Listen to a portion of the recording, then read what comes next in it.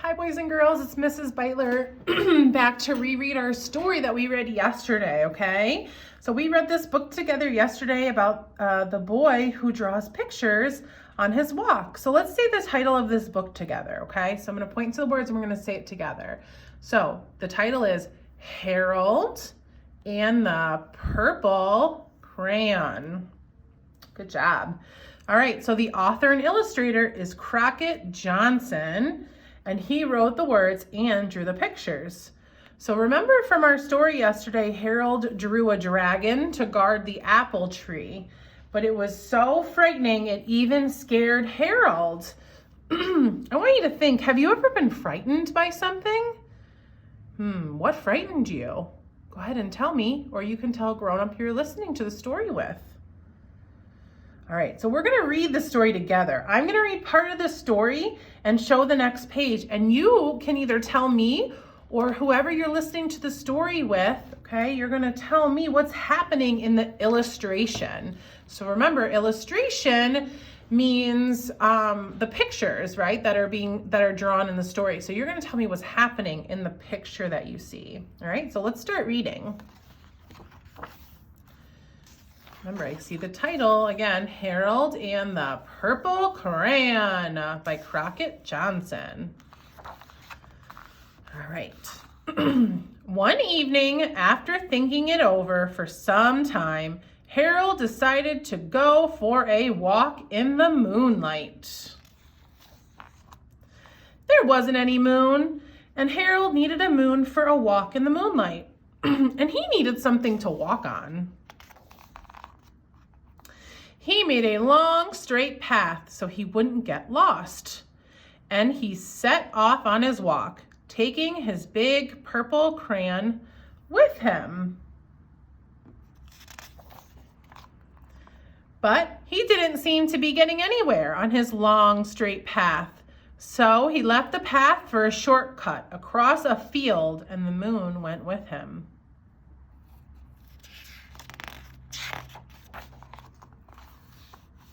The shortcut led right to where Harold thought a forest ought to be. Okay, so we're gonna stop here. I want you to look over on this page. What's happening next? What do you think here? Do you remember what Harold starts to draw with his purple crayon? Okay, let's see.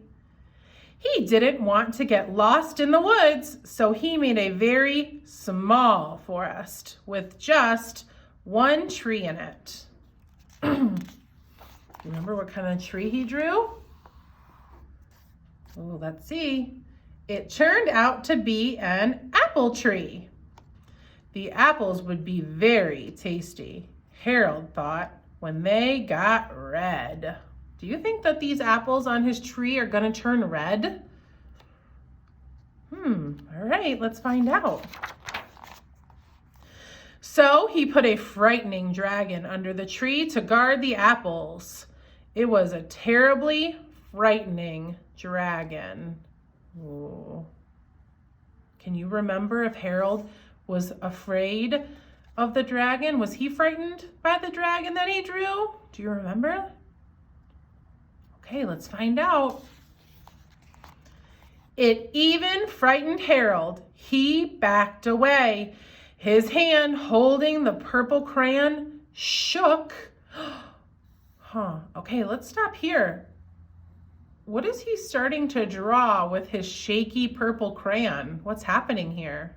What do you think he's going to draw next? Do you remember? All right. Suddenly, he realized what was happening. But by then, Harold was over his head in an ocean. He came up thinking fast. And in no time, he was climbing aboard a trim little boat. Ooh, so Harold, he drew a boat. Where do you think that boat's going to take him? Can you remember where that boat takes him? All right, let's keep reading to find out. He quickly set sail, and the moon sailed along with him. After he had sailed long enough, Harold made land without much trouble. He stepped ashore on the beach, wondering where he was. Where is he? Where did Harold land? The sandy beach reminded Harold of picnics, and the thought of picnics made him hungry. So he laid out a nice, simple picnic lunch. What was he starting to draw on his picnic? Can you remember what he drew to eat in his picnic that he had? Let's see. There was nothing but pie. Pie, yum. But there were all 9 kinds of pie that Harold liked best. Remember, we counted those 9 pies yesterday that he drew? Can you remember, did Harold eat all of those pies by himself? Okay, let's see. When Harold finished his picnic, there was quite a lot left. Ooh, so look at his pies. Did he eat all those pies? No, it looks like he took a piece from each pie to try. That's a lot of pie to eat. Do you remember what he does next? What's he starting to draw now? He had a lot of pie left over. What did he start to draw? Okay, let's find out. He hated to see so much delicious pie go to waste. So Harold left a very hungry moose and a deserving porcupine to finish it up. And off he went, looking for a hill to climb to see where he was. Harold knew that the higher up he went, the farther he could see. So he decided to make the hill into a mountain. You see him drawing his mountain over here? Do you remember what happens when he draws a mountain? What does he do next? Okay, let's find out. If he went high enough, he thought he could see the window of his bedroom. He was tired and he felt he ought to be getting to bed.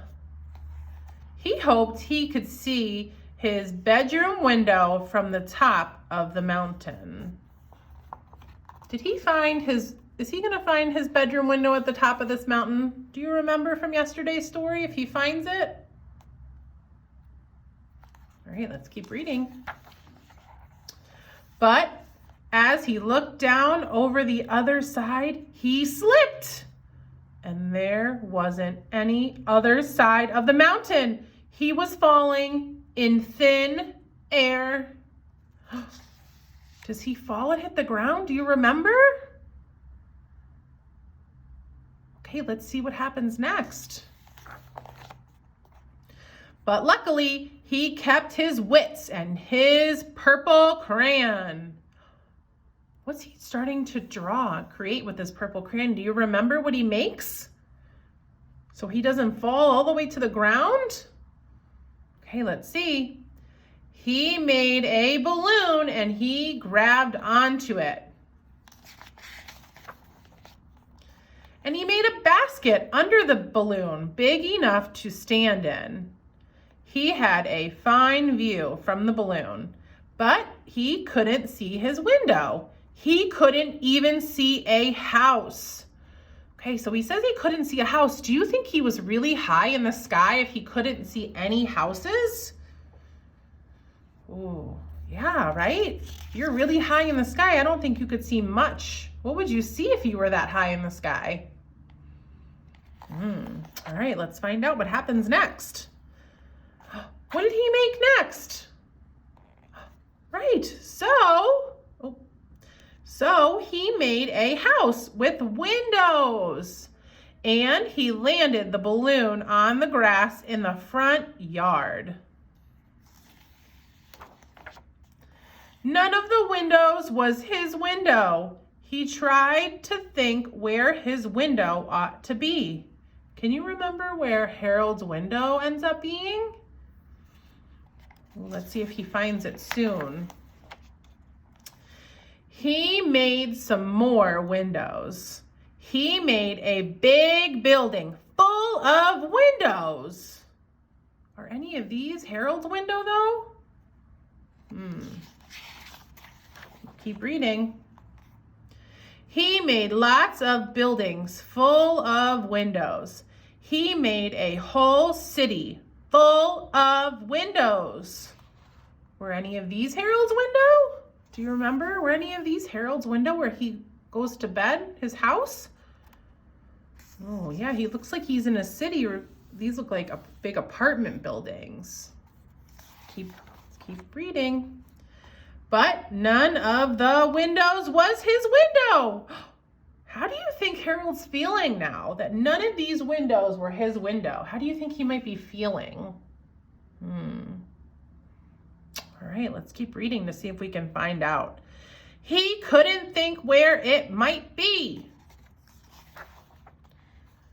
He decided to ask a policeman. The policeman pointed the way Harold was going anyway, but Harold thanked him. And he walked along with the moon, wishing he was in his room and in bed. Then, suddenly, Harold remembered. Can you remember what Harold remembered? What did he remember about his bedroom window? What's he looking at? Remember what this is that he drew? Right, the moon. Let's see.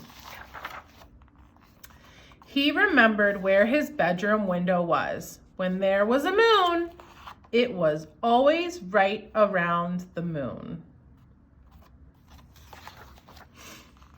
And then Harold made his bed.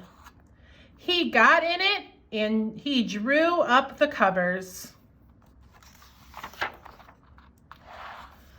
The purple crayon dropped on the floor and Harold dropped off to sleep.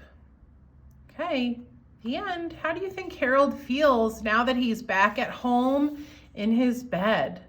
How do you think he feels now? Yeah, he looks pretty happy to me, right? Laying nice and snug in his bed. All right, the end. Okay, thanks everyone for rereading Harold and the Purple Crayon with me today. We will see you again soon. Bye everyone.